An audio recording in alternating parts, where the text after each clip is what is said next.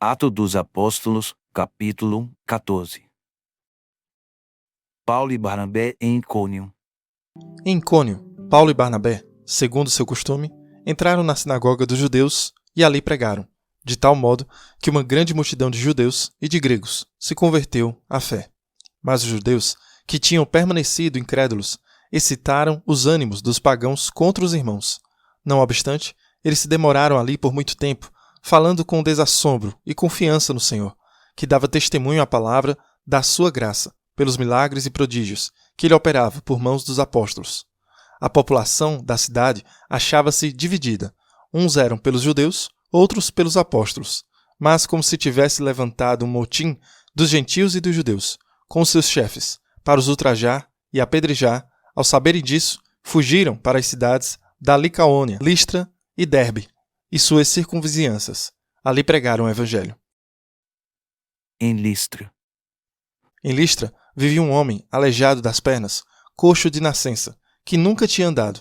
Sentado, ele ouvia Paulo pregar. Este, fixando nele os olhos e vendo que tinha fé para ser curado, disse em alta voz: "Levanta-te direito sobre os teus pés."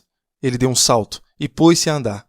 Vendo a multidão que Paulo fizera, levantou a voz, gritando em língua licaônica: "Deuses em figura de homens baixaram a nós." Chamavam a Barnabé Zeus e a Paulo Hermes, que era este quem dirigia a palavra. Um sacerdote de Zeus Propólios trouxe para as portas touros ornados de grinaldas, querendo, de acordo com todo o povo, sacrificar-lhes. Mas os apóstolos Barnabé e Paulo, ao perceberem isso, rasgaram as suas vestes e saltaram no meio da multidão. "Homens", clamavam eles, "por que fazeis isso? Também nós somos homens, da mesma condição que vós, e pregamos justamente para que vos convertais das coisas vãs ao Deus vivo, que fez o céu, a terra, o mar e tudo quanto neles há.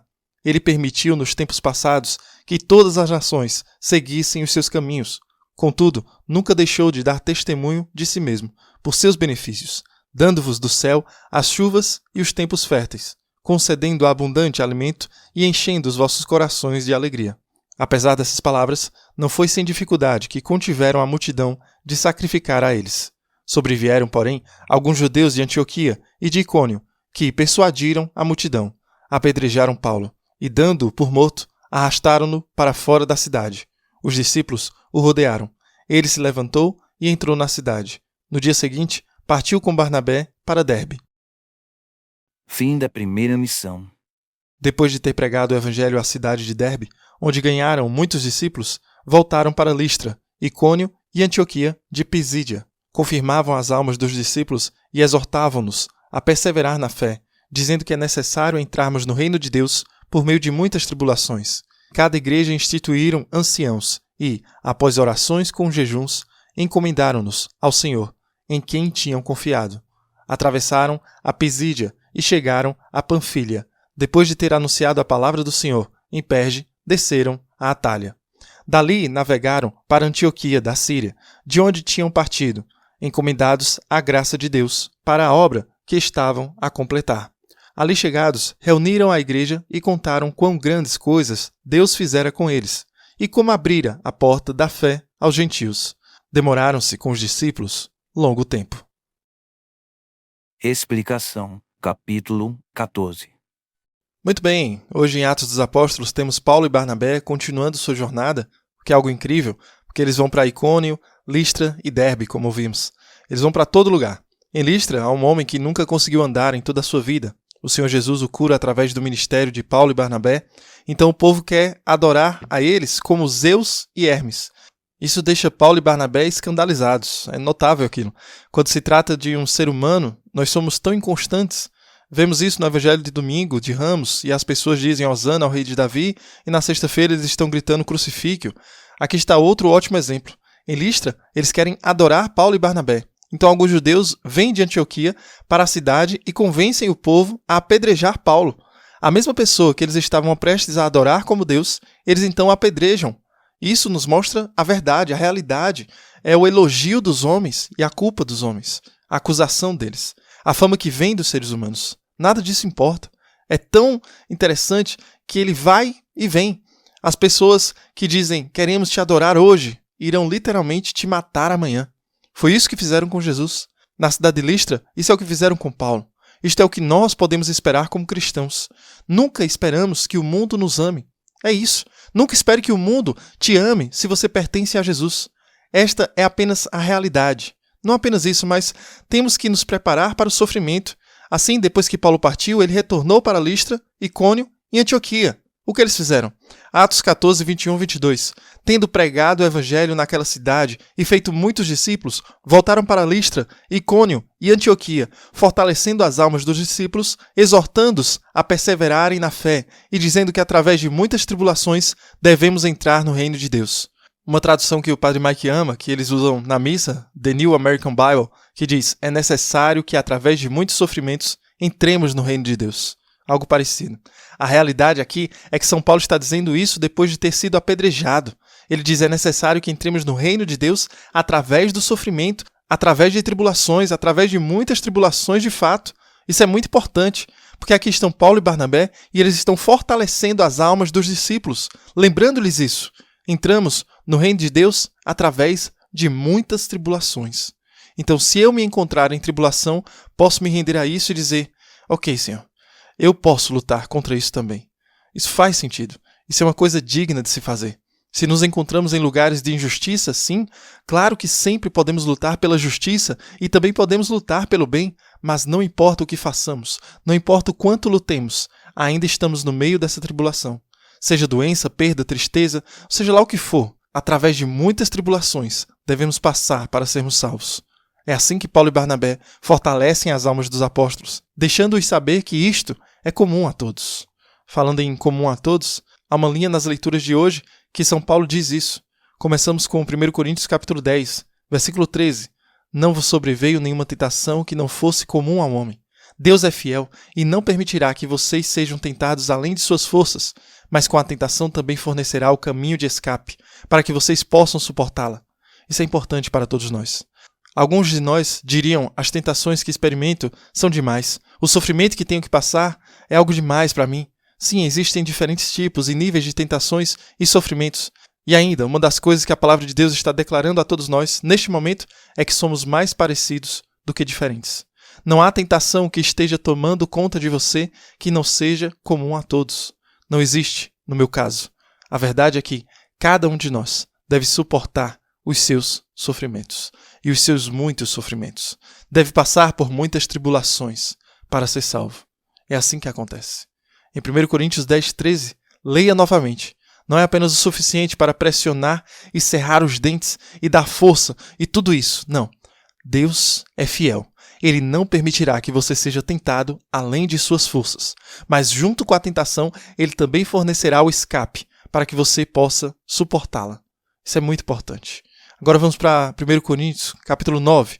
Uma das reivindicações que Paulo está fazendo aqui são os direitos de um apóstolo.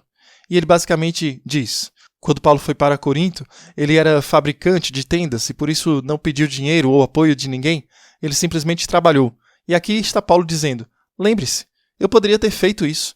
E lembre-se de que é uma coisa real você pagar pessoas que lhe prestam um bom serviço. Não se amordaça um boi quando ele está pisando o grão.